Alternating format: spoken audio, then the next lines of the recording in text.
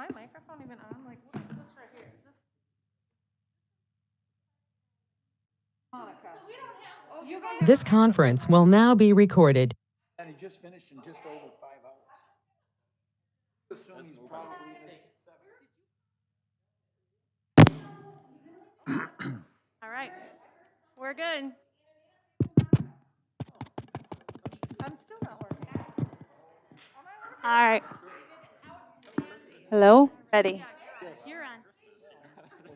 But I mean, it's still. Okay. Are we good? We're good. All right, let's call the meeting to order. And Michelle, you want to take roll call? Mayor Horn, Here. Alderman Kittle, Here. Alderman Breeze, Here. Alderman Weinmeier, Here. Alderman Montello, Here. Alderman Volkert, Here. and Alderman Kraft. Is she joining remotely? No? I don't know. You look and see if she's on I don't there. see her. Yeah, I wouldn't expect her to. Okey doke. She's ill. All right, please join me in the Pledge of Allegiance. Pledge allegiance to the flag of the United States of America and to the republic for which it stands, one nation, under God, indivisible, with liberty and justice for all. Oh, I'd make a motion to approve the agenda. I'll second that. The motion and second to adopt the agenda. All in favor, say aye. Aye. Opposed? Carried. Public comments. Does anybody wish to make a public comment at this time? Not hearing anyone on the line or anyone in the audience. Item 6 is consent agenda. I'll make a motion. We approve the consent agenda. I'll second it. The motion and second to approve the consent agenda. All in favor, say aye. Aye. Opposed? Carried. And item number 7 is the public hearing, 2022 Budget and Capital Plan Public Hearing. I'll declare the public hearing open and turn it over to Rayanne. Good evening, Mayor and Council. So I do have some prepared slides for you. I will go through those fairly quickly. So if you want me to pause on any or have questions on those, certainly let me know. But several of these are just recapping or combines our discussions of the budget throughout the various 3 work sessions that we had discussing the budget.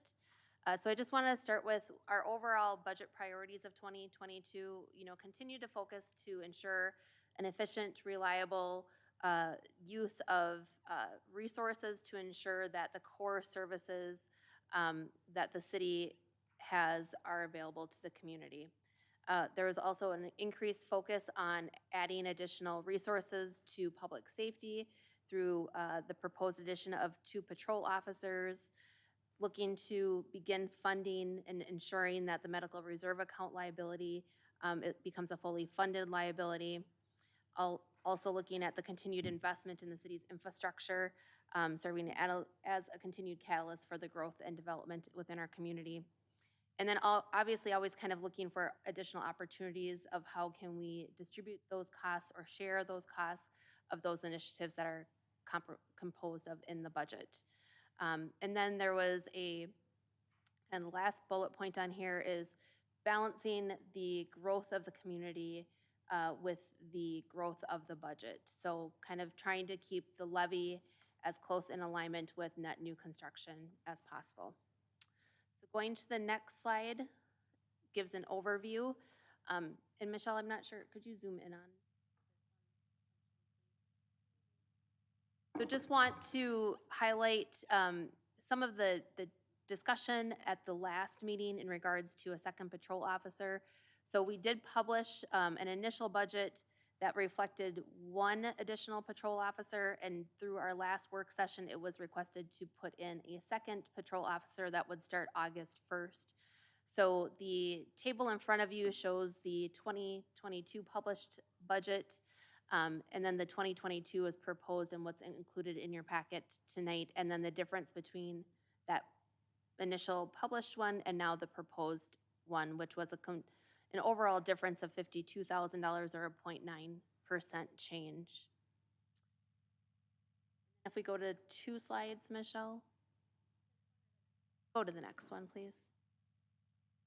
This slide now summarizes the 4 components of the city's levy. So the general fund, which provides the resources to run the day-to-day operations of the city, debt service, which covers the principal and interest payments to our credit holders. Capital replacement goes to those replacement of longer or shorter-lived assets, and then tax increment is the portion of the levy that goes to support our tax increment districts within the city. So our 2021 adopted levy was just over $6 million. The 2022 proposed levy is $6,276,595. It's a difference of just over $230,000 from prior year, or a percentage change difference of 3.8%. Any questions up to this point? Net growth of the city was 2.5 or 2.7? 2.7 was the net new construction.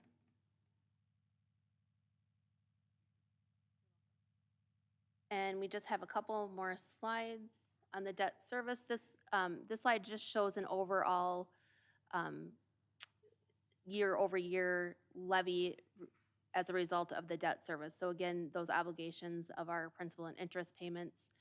The total general obligation payments for 2022 is just under $2.8 million. 1.47 is paid through the general property taxes.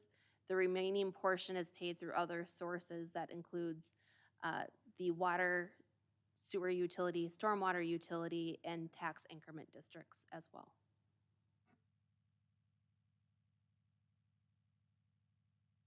The capital replacement fund as well. This just shows the year-over-year levy that we've had. Overall, the capital replacement fund has been fairly flat from a levy perspective. This year, there's over, I believe, $208,000 in capital projects that are proposed that would go through this fund, with $115,000 coming from the levy and the remaining then coming through financing that we'll talk about in the capital improvement plan as well. Again, year over year, it's been pretty flat at that $115,000. Looking at balancing what the levy is as a whole has kind of been the aspect of where that levy amount has stayed relatively flat. Questions before we move into the capital projects? Capital projects then. Again, this capital project plan will focus mainly our conversation tonight on 2022, but the document within your packet is that 5-year plan, that 4-year forecast. And when we look at adopting tonight, it's not committing funds. It is adopting the plan and outlining those projects. Any type of financing that is required for these projects to move forward will come back to the council as we continue to move along in the 2022 budget. But it doesn't authorize any financing at this juncture. So just to clarify that, it's adopting the projects that are part of the plan, but not the financing mechanism at this point. So overall, we can skip this slide, Michelle. This gives an overview. We've kind of done it several different times. So just a quick overview on the 2022 through 26 projects. Depending upon the year, there's typically 1.7 million to 2.6 million annually in requirements. Again, strong focus typically in these capital improvement plans are on the street and utility reconstruction projects. Also includes street, sidewalks, trail maintenance, and then larger equipment or vehicle type of replacements and components, from public works replacements to squad car replacements, etc.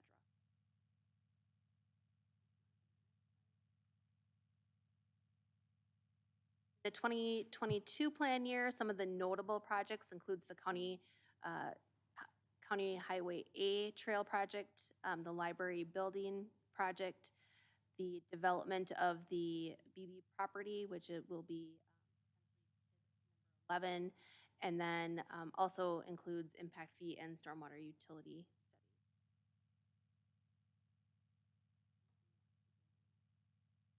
studies.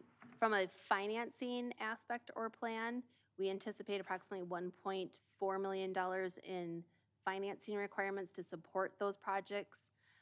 Grants will help to partially offset overall project plans by project requirements by 1.4 million. From a library perspective, it's very early on in that project, but we have cash in hand for a portion of that project. And then also on the fire projects, there's always the offsetting cost share from the jurisdictions that participate in that joint board.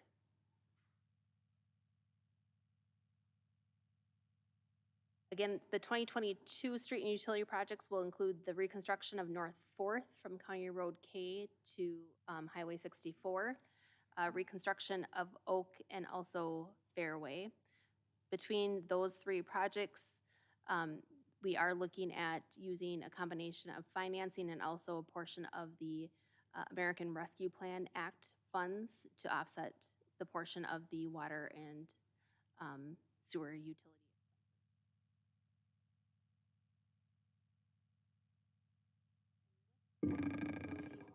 Discussed at our last meeting some of the financial implications of the 2022 through 2026 plan. I have those up on the screen for you tonight. We did modify a couple of the graphs so that it was a little bit more user-friendly when we get into those. But based upon our assumptions when we come into these, we do have to make some assumptions because we don't know what more longer term will hold. So the assumptions that we are using is a 15-year repayment method in which when we finance or fund those projects. So from the 2022 through the 2026 plan, you can see by year what we are anticipating from a financing need perspective. But beyond that, for 2027 through 2031, we also are anticipating on average $1.5 million in financing requirements each year. I think the important thing to note here is that the of the city continue to be addressed through the street and utility projects. So in some of the graphs and the feedback we received from the council is certainly that, you know, year over year, we anticipate that there's going to be at least the $1.5 million in financing needs to meet the capital demands and to continue to keep the infrastructure in good continued working order. At the same time, we're paying our principal down $2 million per year. So if we continue at approximately $1.5 million to $2 million in borrowing each year and paying off at $2 million annually, debt levy and the overall general debt outstanding is going to be relatively flat with where we're at today. Well, actually, I've been kind of running the numbers in my head, and in theory, in 2022, we should decrease close to over $600,000. Say 2023, you're flat. 2024, it's over $500,000 reduction. 2025, let's call it $500,000. In 2026, you've got 65,000. So the truth is, it really shouldn't be relatively flat. If future councils, you know, are able, I mean, if the projects don't require more borrowing, that we actually should see a reducing amount of debt. That's really what the plan calls for. Based on the repayment, $2 million of principal per year on average. And if you're using that borrowing schedule, the debt actually will go down. Again, assuming there isn't more borrowing than that. But I think you have to look at some interest payments along that. Yeah, but if you're adding $1.4 million in principal debt, but you're paying $2 million, your outstanding is lower. That's all I'm talking about, is in terms of the obligation that the city has, based on that schedule, it will reduce in 5 years period of time, still borrowing more money. That's just the one thing that I would asterisk on that is that currently those $2 million in principal is also coming from the tax increment districts, which some of that debt will fall off then in 2023. So then some of the rate at which it would be repaid would be slightly lower. So that $2 million in principal that we repay right now, some of that TID debt's going to fall off, so that principal amount's going to drop slightly too. So we'll say flat to lower. Just Yes. throw that word lower in there. I'm all cool with that. Flat to slightly lower would, based There upon she these goes. assumptions. Just take the word slightly out of there and just go flat to lower. Sorry, I knocked you off your base there. No, that's okay. And then this is just showing through 31, which is the last year in our assumption of taking out debt, of what that would look like from a levy perspective. So the bar cumulatively is what the debt levy would be. The green bars are current debt. The blue bars would be the debt that's proposed with the 2022 issuance. And then that purple bar are the future years' debts taking out. So you can kind of see that from a graphical representation that, you know, continuing to borrow at what our assumptions were would result in a debt levy maintained around $1.5 million annually.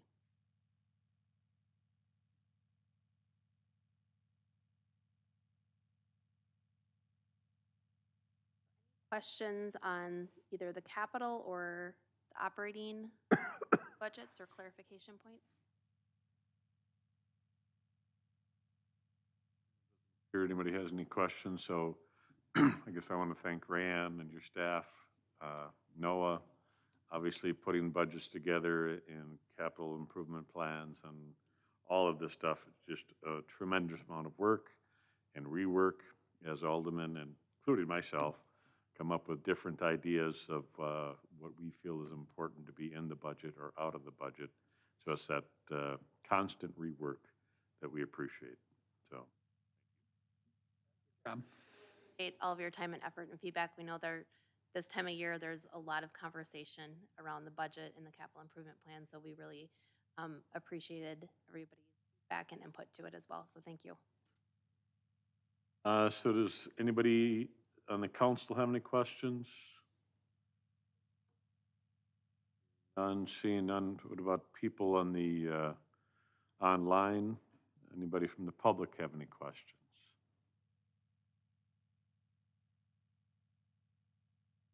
Hearing none, seeing none. Does anybody else wish to speak? Anybody else wish to speak? Does anybody else wish to speak? Right, I will declare the public hearing closed. Move on to item 8, action on public hearing. Mr. Mayor, I'm going to offer a motion that we approve the 2022 budget as it's been presented this evening. Second? All right, there's a motion and a second to approve the 2022 budget as presented. Is there any discussion? Hearing none, call the roll. Alderman Kittle, Yes. Alderman Breeze, Yes. Alderman Weinmeier, Yes. Alderman Montello, Yes. Alderman Volker. Yes. That motion passes. Is there capital plan? You want to do anything with that? So for us to publish it, if we can just adopt the plan, and then we would bring back the financing as a separate action item in 2022. So, Mr. Mayor, I'm going to offer a motion that we adopt the capital improvement plan for 2022 as it's been presented tonight. I'll second it. All right, there's a motion and a second to approve the 2022 capital plan. Is there any discussion? Hearing none, call the roll. Alderman Breeze, Yes. Alderman Weinmeier, Yes. Alderman Montello. Yes. Alderman Volkert, Yes. Alderman Kittle. Yes. That motion passes. Item 9.1, Resolution 112103, frequency of fire inspections. Good evening, Mayor Horn and City Council. Currently, commercial businesses in the city of Richmond are inspected twice per year. State statute allows us via resolution to inspect buildings on an annual basis, as long as those inspections are at least within 15 months apart. So if you had an inspection in January of 2022, you'd have another inspection before March of 2023. So resolution 112103, including your packet, would authorize us to move forward with just having one inspection per year. Mr. Mayor, I'm going to offer a motion that we approve resolution 112103. I'll second. There's a motion and a second to approve Resolution 112103. Is there any discussion? Hearing none, call the roll. Alderman Weinmeier, Yes. Alderman Montello, Yes. Alderman Volkert, Yes. Alderman Kittle, Yes. Alderman Breeze. That motion passes. Item 9.2, Board and Commission Membership, Ordinance 565. At our last work session, we discussed our membership on some of our boards and committees. In particular, we discussed the Public Works Committee and the Public Safety Committee. Currently, those committees only have 3 alderpersons. And there's discussion last time about adding citizen appointments to those. And so the ordinance included in your packet would add 3 citizens to each of those 2 committees. So instead of 3 alderpersons, there would be 2 alderpersons and 3 citizens for 5 people altogether. And then in speaking of alderperson Vries, we also discussed the possibility of just seeing if there is interest from the council in looking at adding a second alderperson to our other boards and committees. So I know alderperson Vries, anything you'd like to add to that, but that's just a brief summary. Yeah, and in talking with staff, including yourself, I guess I would be in favor of the second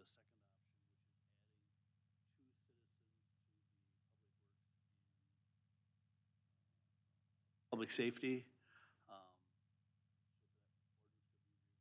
Is that a motion? It is a motion. All right, I'm going to second that motion. Ordinance 565 changed. I think what you're saying is to change that to be three council aldermen and 2 citizens add. That's how that would change from the way that's written up. That is correct.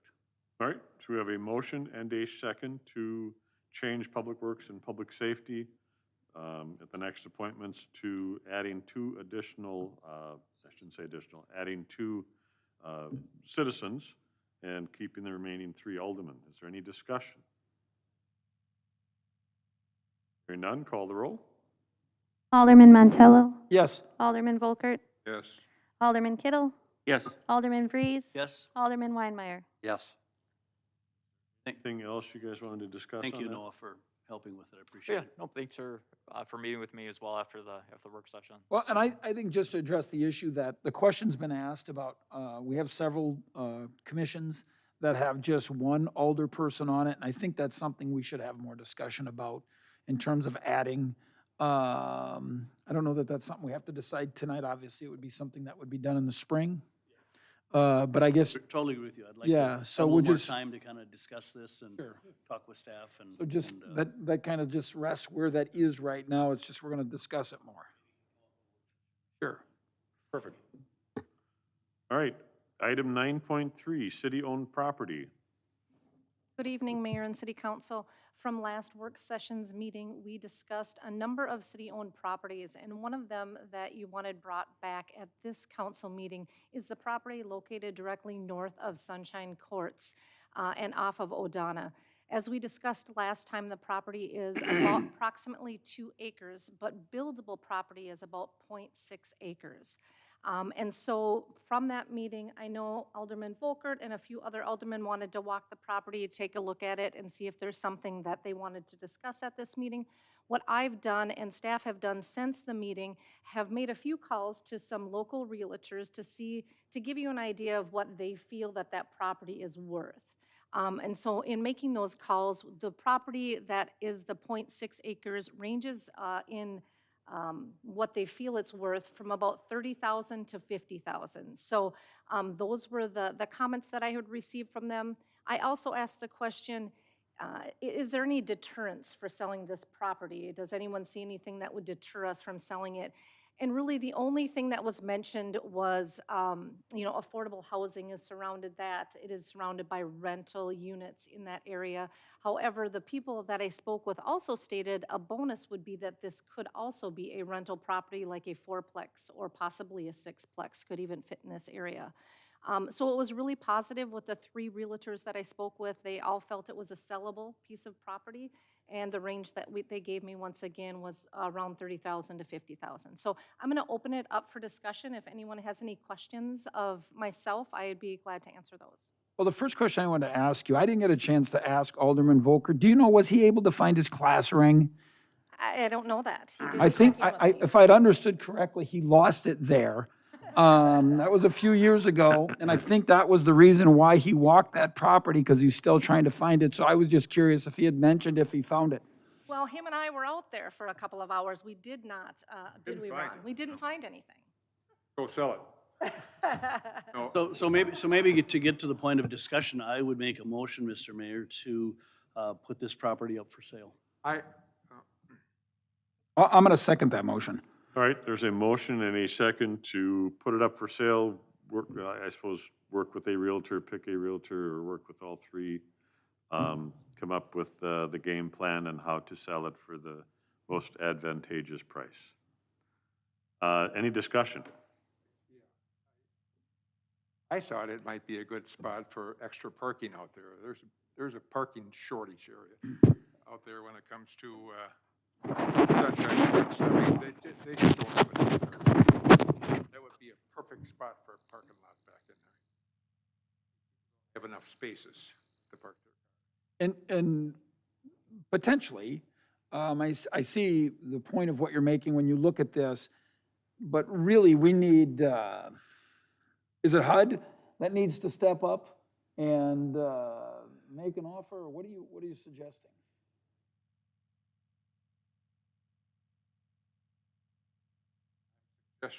Suggesting maybe we and maybe. Well, and I'll say this to your question. I think we can move ahead with what we've done, because all really that's going to happen is there's going to be discussion about what's the way of marketing it. I think somebody could reach out. Do we have a person at Sunshine Courts to reach out to? I was just kind of curious about that. We'll Yes. I'm sorry? Yeah.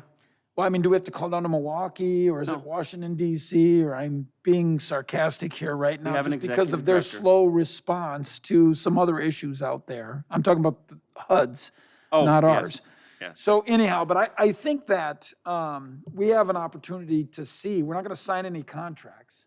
So we have an opportunity to investigate that. That can be investigated as well. And I think relative to the motions being made, and I don't mean to speak for Alderman Vries, but I think that if you're coming back here in a month or so, whatever, to say, okay, I've been given some direction, here's what we got, and we're not making a decision to sign on the dotted line at this point in time. But I would say, to me, we're directing to process it for selling, but a decision hasn't been made because, in fact, perhaps there is a need for what you're talking about. I just don't think there's anything happening tonight that would preclude that from being discussed. That's all. Well, I believe my motion is just for that.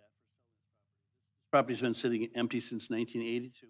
I agree with you, and I've seconded your motion. I'm just saying that they're not going to sell it without coming back to the council. I'm totally. That's all. I don't disagree with what you're saying. I'm just saying I think Alderman Volkert has a thought that perhaps this could be a parking alleviation of a problem at Sunshine Courts. That's part of this, what we're directing staff to do, is to answer whether or not that's a viable alternative. That's all. Okay. That's how I see it. I'm with Ron on this one. I think it is a great issue out there that there is no parking. The residents have each one spot. There's absolutely no visitor parking at all. This area wouldn't be perfect for that, but it would be way better than what currently is available for any visitor to park at right now. I don't know the process of as far as the HUD portion of it would go, Mike. We have an executive director, but I don't think that would be her call or her decision to make. And if you're expecting the HUD to put in a bid on vacant land that would be needed for parking at Sunshine Courts, I don't think that will happen, to be honest with you. Yeah, but- I don't think that's the process that they're gonna go about. I think it's a necessity for the people out there now at Sunshine Courts to have open area and expanded parking, but I don't think HUD would make a $50,000 bid for this property to do that. And I think the thing is that I see, I get absolutely what Alderman Vries is referencing the idea of. And if we say, well, okay, we'll table this. Here's my concern. You know what happens? What always happens? Nothing. We have a directive to get some action on this. So HUD, and I get exactly what you're saying. HUD, you better give some kind of direction here, because there's an opportunity today. But if the land's not for sale, what's the motivation for them even? If that's the decision that the council decides to make, I think we got to say, yep, it's out there. Let's see what we got. That's what I think. And so we're really asking staff to have some communication with HUD, talk to the realtors in town to see what we got. They're coming back to us to say, this is what we got. You told us to work on selling it, this is what we got, and the council's gonna have a decision to make. I don't know how soon, but I'm assuming sooner than later, probably not relative to HUD, but if the property's not for sale, why would anybody do anything? You understand what I'm saying? Yeah, and I do, and I agree with your philosophy. It's my philosophy that I wouldn't want it to be for sale. Okay? That's just my philosophy. And how long has that property been out there again? 82, I think you told me that that's when the treatment plant was disbanded. But it isn't and something cleaned that up. we have to act on right away. I mean, it's been sitting like that for a long time, and always asking staff to do more and more and more. Now, it's something that we could just wait on a little bit when they get some time to work on it. Always sit and ask staff to do more and more and more. So there is a motion and a second to go ahead and have staff start working on prepping it for sale. Is there any other discussion? Hearing none, call the roll. Alderman Volkert.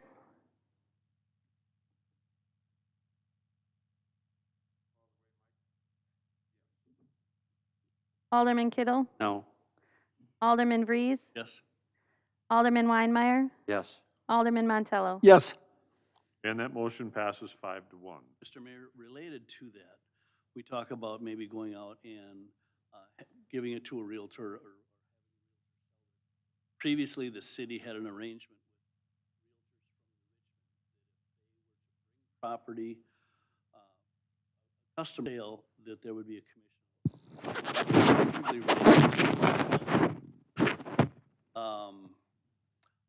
I would hate to get into a situation where we're only picking out one realtor from the city. Yep, I So- hear your viewpoint. I would like to work on coming up with a policy that council could approve that we move forward when we have any properties for sale. But That it's open to any realtor. But I think, and I can imagine some cases, I think it's tough to have a policy because some cases are gonna be different than others. This particular case, I could imagine, basically the city's kind of, you're putting it out there, and whatever realtor sells it gets the commission, right? I That's think it'd be, exactly right. I That's think it what I'm would, talking about. yeah, no, it would be awful tough for us to Pick one. to pick, absolutely. They all know it and they can do with whatever and, right. That's exactly what I'm talking about, so.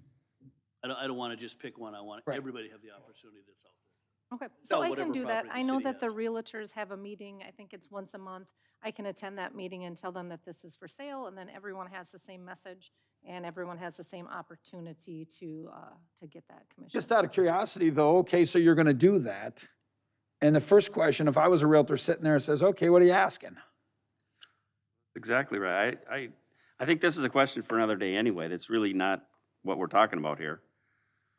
But I think the council can come up with a decision on that based on what we've gotten from the three realtors. You could say, we're asking 45,000, and then we move down from there. You're asking 50,000, and you move from there. It's just like any other negotiation. So if you give me a number tonight, that's what we start with. And I think keeping in mind, Craig, to your point, and a little bit to Ron's, if you want HUD to consider having an expanded parking lot there, we have to give them a number. We have to provide a number that they're gonna have to react to.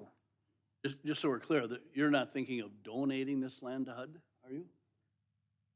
I don't want to sell it. I don't want to do anything with it. I think it's fine the way it is. I'm not considering anything right now. I just voted no. So I guess to that end, the question is, we need to give staff some direction on a number here. And I don't know, when it's funny, when I read through the thing and it's, the high number was 50, the low number was 30.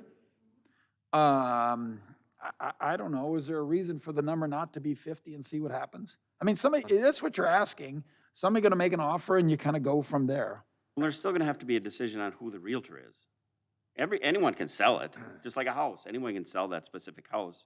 There's a realtor that is the person that has that property listed. No, not in this case. It's the realtors are selling, the city's offering it. Any realtor that sells it earns commission. We're not signing a That contract. brings a client. We would sign a contract with them if we accepted their offer. That's how it works. That's the way it does work. It can work. It does work. Can work that way. And it does work. Anytime a realtor sells something that another realtor has listed, it's the same idea. It's just nobody has this So listed. the city is has- considered the lister? I guess. We have it for sale. We It- would be. Yeah. So, but we're making it available to any realtor that sells it. They will earn the same, I guess. Seller's fee. They get, the seller's fee, which is really the same commission. I got to be careful here, but they're going to earn a commission just like they sold a property that was listed by somebody else. It'll be very similar to that, if that makes sense. Technically speaking, Craig, it's not going to be listed on the MLS. Okay, that's Right, what I'm Matt? talking about. It could be. Well, somebody would have to list it on the MLS. And we can list it on the MLS. I've done it before. I don't think we're a licensed realtor. I've I done it think you have before to as be a private citizen, you can get it on the MLS. I'm telling you. I'm just telling you, it can be. It can be. I'm not saying we need to, but I'm just saying it can be. So, Beth is going to work out those numbers, so I I'll think, work with Nick to figure out how we get that out there. yep, shoot for maybe 50 and see what you get.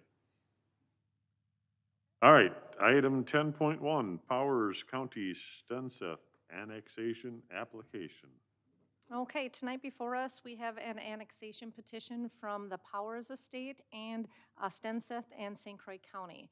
So with this annexation, it goes to the Development Review Committee. We put a public notice in the paper. It went to the Plan Commission on November 2nd, and tonight, November 8th, for final approval of the annexation.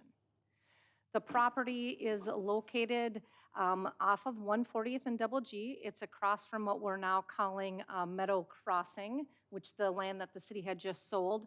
It's 3 parcels and 2 right-of-way parcels. So 2 of the parcels are from the Powers property. One of them is from the Stenseth property, and the 2 right-of-ways are from St. Croix County. This is guided for medium to high-density residential use, and we are requesting that it be zoned Z4 and Z2 districts. Currently, it's surrounded by existing and future residential uses. Slide, please.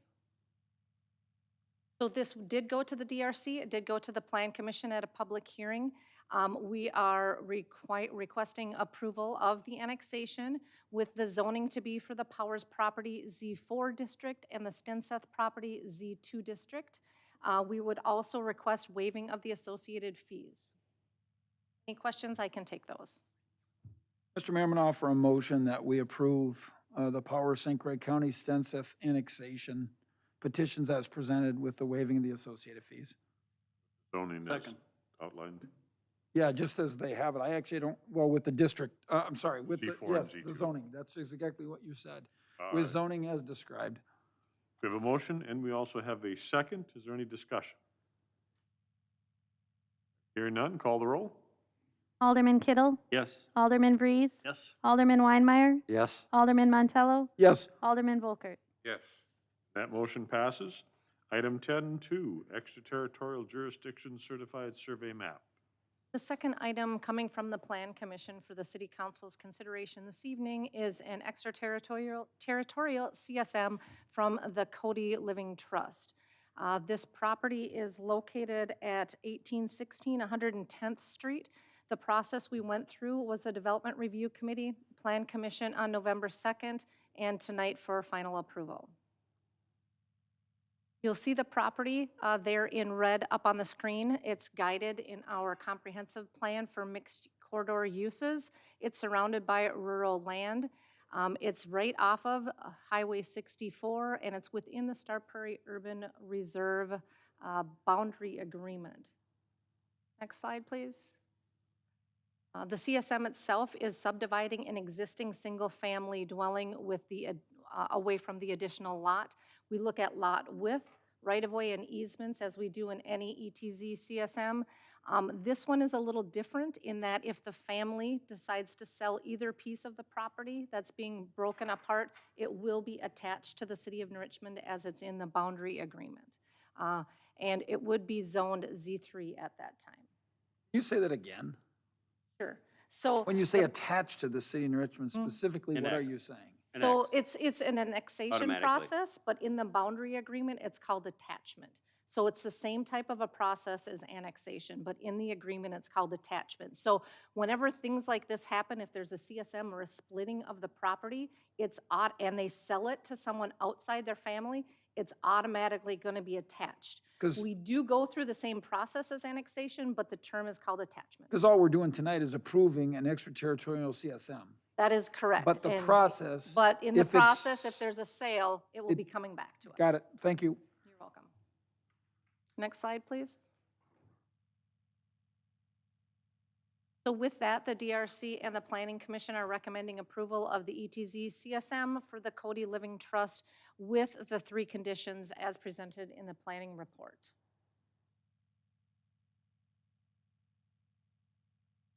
Mr. Mayor, I'll offer a motion that we approve the certified survey map for the Cody Living Trust, subject to the 3 conditions as presented in the planning report.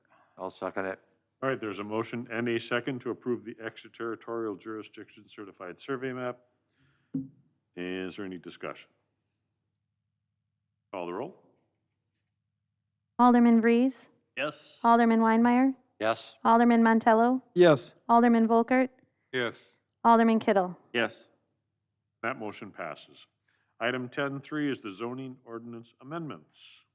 So over the last month to month and a half, city staff have been working on Table 3 of the zoning ordinance and definitions.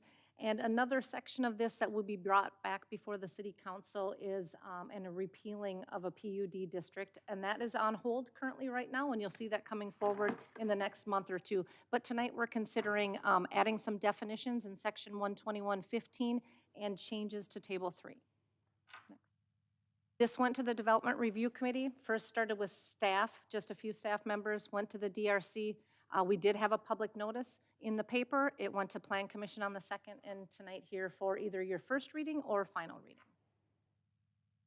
The definitions that we added are up on the screen, and I know that everybody has had this in their packet, so stop me if you want me to stop talking about this, or if you want me to go through the slides, I will.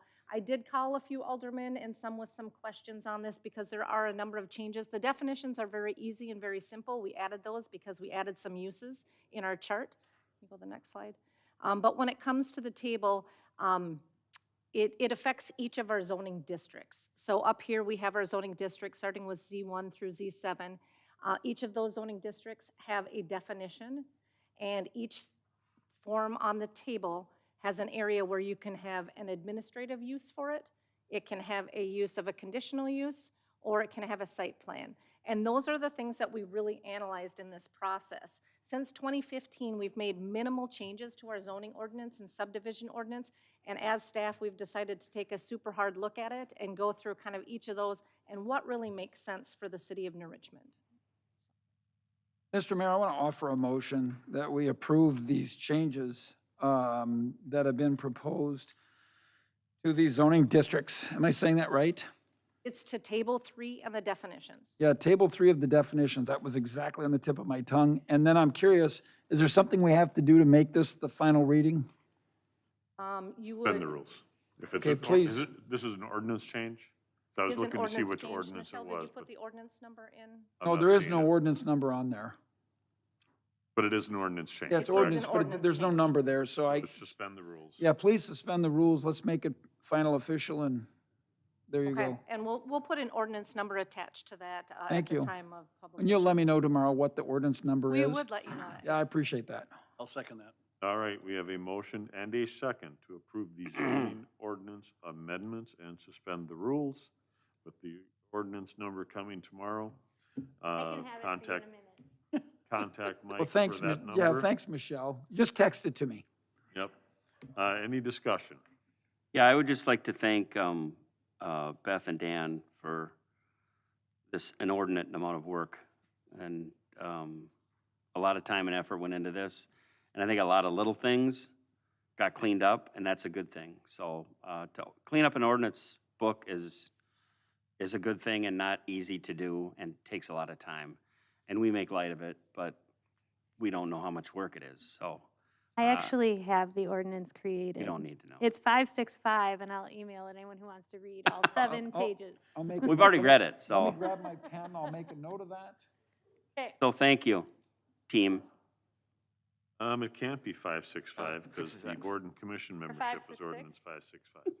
Oh, wow, we already have to correct Thanks, it. Michelle. 566. I'll call the question. All right.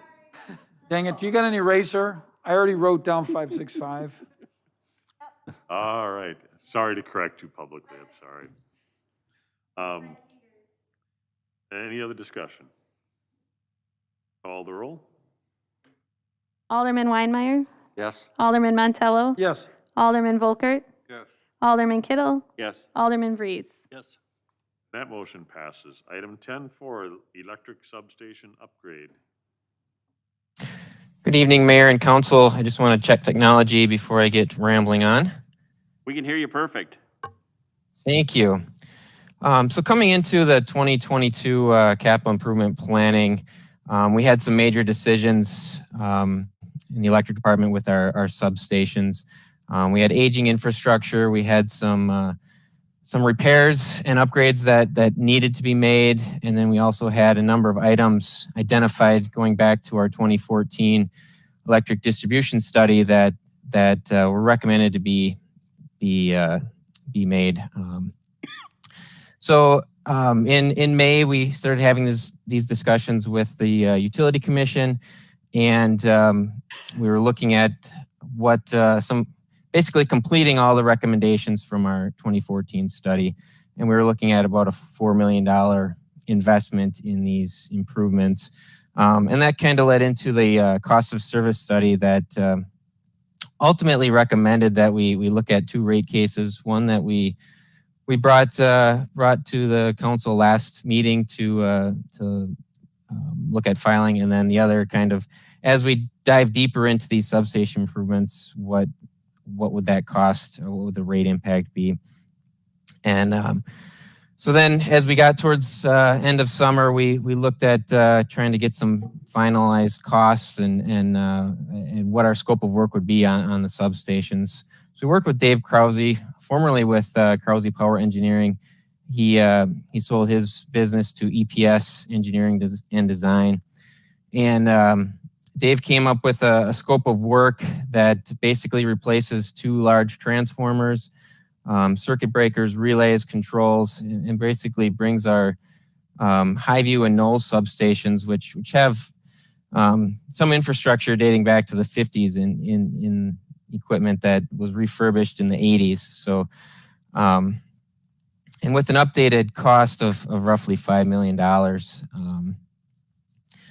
So in less than 2 years, the cost increased about 70% based on mainly materials, transformers being a large part of that. So in the discussions with the Utility Commission, we looked at what our options were, and with the interest rates remaining low and need to make sure we have a reliable electric system, they recommended at the last meeting to proceed with EPS Engineering and Design to complete the engineering on the proposed scope of work. EPS Engineering and Design would work on an hourly basis over the next 3 years from an engineering to a project management perspective to a total amount not to exceed $450,000. So the Utility Commission did recommend moving forward with the engineering phase of that, authorizing us to proceed with EPS E&D. And we wanted to bring that before you today, since that is a large contract that we'd be moving forward with that consulting service. The packet did have some more information from our CIP and some images, but I'd be happy to answer any additional questions if you have any at this time. Weston, I just want to make sure I understand right. All that's being asked of us now is to approve the engineering contract. You've mentioned this $5 million fee. That's really kind of just a discussion estimate at this point. You're going to use the engineering work to firm up that work, and that'll be a later discussion. That is correct, yes. With the engineering work complete, then we'd have a better idea of timeline, higher accuracy on the costs, and then we can get into discussions on financing, and what that schedule looks like. It really is with lead times on transformers for substations, this will be a project that would go out into 2024, we'd expect. Mr. Mayor, I'm going to offer a motion that we agree with the Utility Commission and enter into a contract for up to $450,000 for engineering work with, is it Dave Krause? Yes. Yes, E&D. PPS E&D, okay? Or EPS, whichever Okay. comes first. There it is. I'll make a second. All right, so there's a motion and a second to approve up to $450,000 on a hourly contracted basis with EPS. Is there any discussion? Hearing none, call the roll. Alderman Montello? Yes. Alderman Volkert? Yes. Alderman Kittle? Yes. Alderman Breeze? Yes. Alderman Weinmeier? Yes. That motion passes. Item 10.5 is the 2022 sewer utility rate adjustment. Good evening, Mayor and Council. We'll just Anticipation is building. No, it's not. It's going to go right to the end. Okay, you can start at the end. don't worry, it's only 3 slides. Okay, so the 2022 sewer utility projects an operating loss of about $320,000, and that's not a cash flow issue. We wouldn't have trouble paying the bills, but it does indicate that not enough funds are being set aside for equipment replacements and contingencies.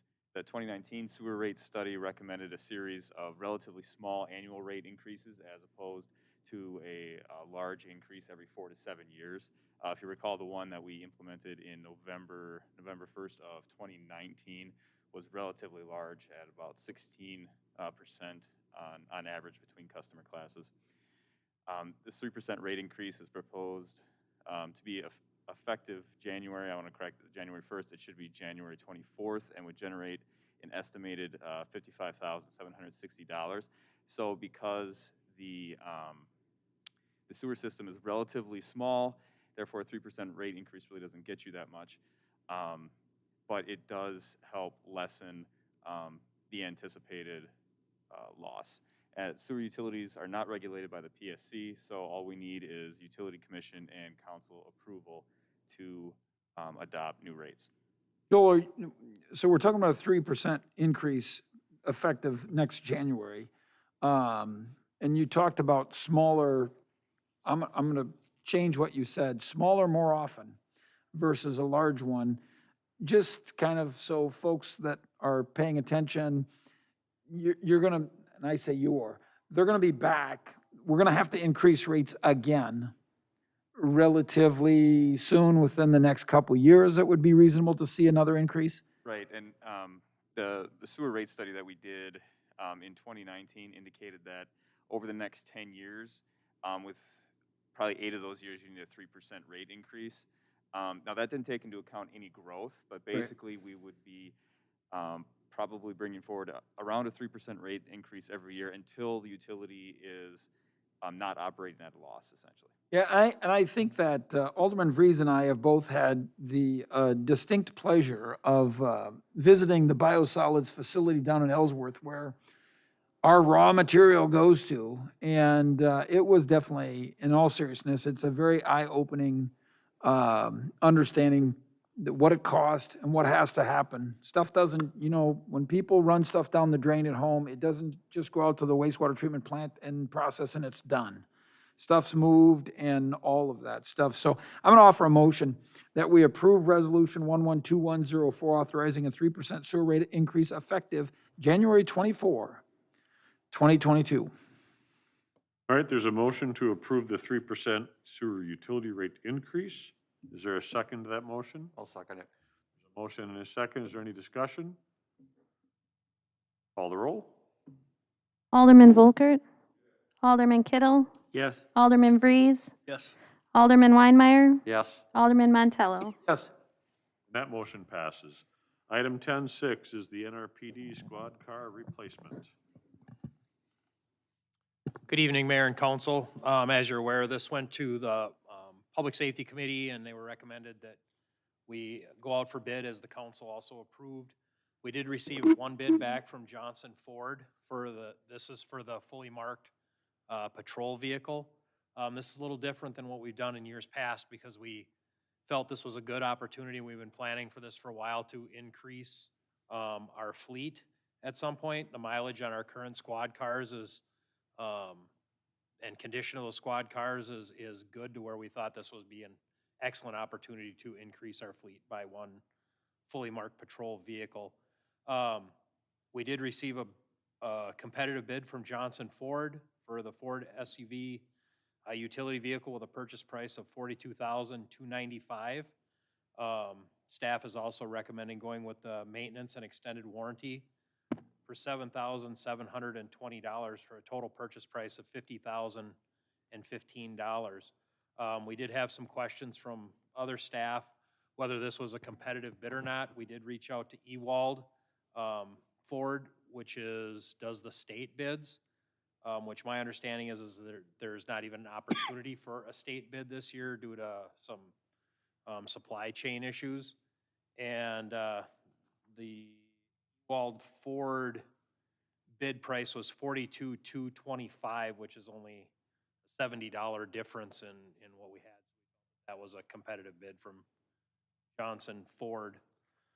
So staff is recommending the purchase of the SUV for that purchase price from Johnson Ford, and then also asking the council, since this is a new build, we would ask for an additional $12,000 for the graphics, equipment, installation, light bars, sirens, and all that stuff, plus an additional $10,000 for the equipment that goes into a squad car, such as defibrillators, PBT, stinger spikes, the computer, printer, radar units, laser units, and all the other standard equipment that we have in the additional squad car. Currently, and then that would also be with a delivery date after January 1st, which currently we learned recently that they're approximately 30 weeks out for orders. So If you're doing the math, that's almost 7 months.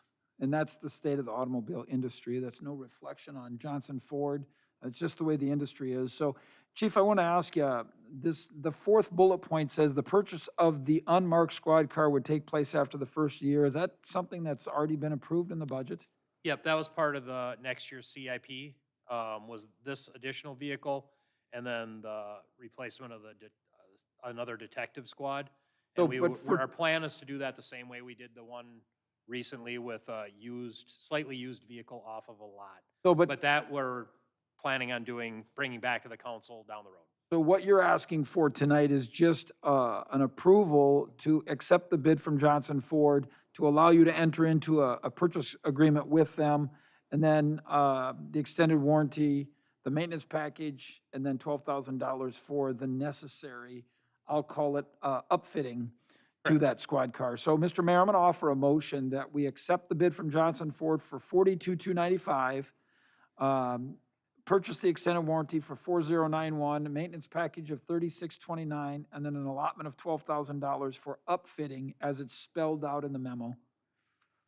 And the 10,000. Oh, I'm sorry, and the 10th, oh, yep, I missed that, and the 10,000 for the other necessary equipment. All right, there's a motion to buy a car. Is there a second? I'll second it. Second, any discussion? What's the total? Just curious. You say it real quick, that doesn't, total that is- the pain will be a little bit less. 50? About 72. It's about 50 plus 10 plus 12. That's 72, it's about $72,000. Okay. Any other discussion? Call the roll. Alderman Kittle, Yes. Alderman Breeze, Yes. Alderman Weinmeier, Yes. Alderman Montello, Yes. Alderman Volkert. That motion passes. Item 10.7 is the retirement policy. The city of New Richmond currently does not have a formal policy pertaining to retirement for employees. We look to make the transition from employment to retirement as smooth as possible for both the employee. To further that, we did develop the retirement policy that was included in your packet to be an addendum to the employee handbook. Much of the policy is simply documenting what currently is our that, and providing some definitions from the Wisconsin retirement system. Well, Mr. Mayor, I'm going to offer a motion, thank you, Sarah, that we approve the retirement policy as it's been updated, or maybe we're just doing it as an addendum to the employee handbook. All right, there's a motion to approve the retirement policy. Is there a second? I'll second it. A motion and a second. Is there any discussion? Nick, have you seen this? You're good? Yep. Is he planning on retiring? Ooh. I'd have to be an employee first. Of somewhere. Aye. All right, any other discussion? Hearing none, call the roll. Alderman Vries, Yes. Alderman Weinmeier, Yes. Alderman Montello. Yes. Alderman Volkert, Yes. Alderman Kittle. Yes. And that motion passes. Item 10.8, authorization to seek competitive bids for demolition of the BB building. Mayor and council, we previously approved a contract with SEH Incorporated to prepare the demolition and abatement plans for the BB building. The next step for this project would be to solicit competitive bids for the demolition. So if authorized tonight, we would intend to bring competitive bids to you at the December meeting for possible action. Mr. Mayor, I'm going to offer a motion that authorizing the solicitation of competitive bids for the abatement and demolition services for the BB building as spelled out in the memo. I will second that. All right, there's a motion and a second. Any discussion? Just so people know, this is going to be our responsibility to get a clean site for whoever buys that. Yes, that's correct. All right, any other discussion? Call the roll. Alderman Weinmeier, Yes. Alderman Montello. Yes. Alderman Volkert, Alderman Kittle, Yes. Alderman Vries. Yes. That motion passes. Item 11 is communications, miscellaneous. I have something, Mr. Mayor. Sure. I would like to have, I know Ron doesn't want staff doing, I'd like to have staff, direct staff to present a program each year to the council for ethics and conflict of interest. I'd like to include the civility and decorum at meetings. I know other issues with that. And also related to legal issues for alderpersons. That could be completed at a work session in the future. Yeah. Yep. And I think we've done some, maybe it isn't every year, but probably at least once a term. Correct. Yep. I would argue, but it's done once a year, sure. Thank you. Mr. Mayor, I'd just like to mention, longtime City of Richmond resident, I know he was a member of the fire department for a long time, Pete Peterson. Funeral service was held today. I'm sorry, I don't know how long Pete was on the fire department for, but I know a long time. 20 years, I believe. And, but just a long time fixture in the community, so, I guess pass that on. Yep. Yeah, Pete was a good guy. Any other communications, miscellaneous? And condolences for Ron for his brother. Wednesday is his funeral.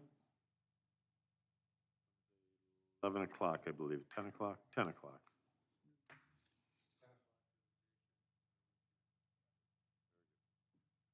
All right, closed session. Closed session per Wisconsin statute 19.851C. City-owned property, goodwill claim, BB building redevelopment, and Richmond Firefighters, Inc. Mr. Mayor, I'll offer a motion, we go into closed session. Second? Motion and second to go into closed session. Call the roll. Alderman Montello. Yes. Alderman Volkert, Yes. Alderman Kittle, Yes. Alderman Vries, Yes. Alderman Weinmeier. Yes. All right, we'll take a couple minute break and then we'll be in closed session.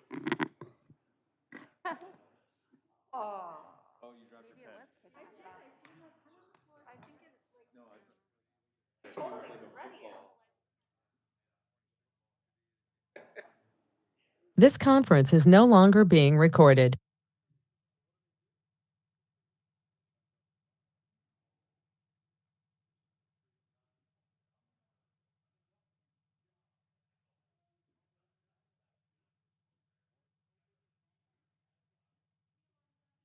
Stay home, watch the deer, they're out and about right now. Some of the stuff. Watch them, watch them. Don't see him into your vehicle, see him off your vehicle. I think she's super bummed.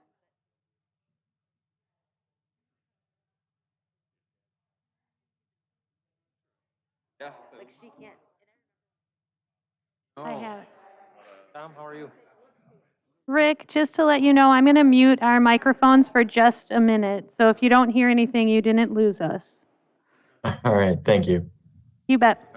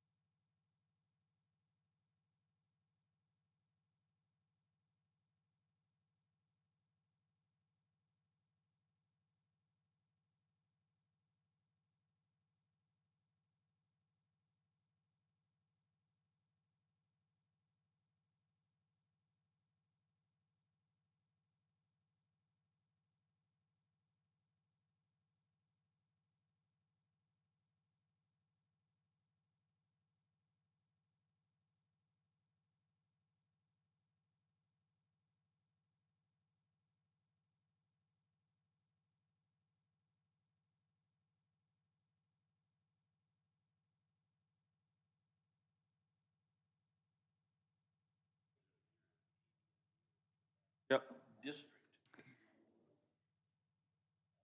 Rick, we're Yeah, coming back he's- together. Just to let you know, we're going to change the order in closed session so that you will be up first.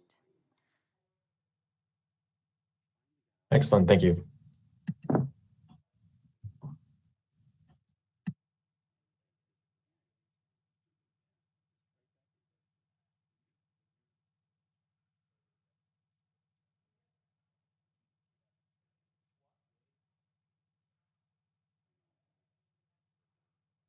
Plus.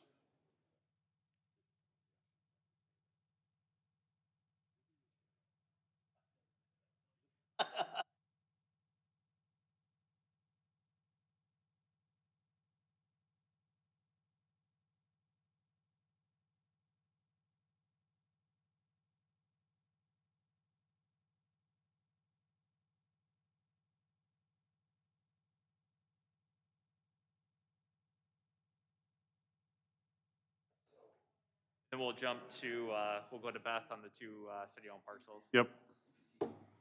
So Nick, I mean, might as well tee it up. As soon as Ron walks in the door, start firing away. No problem.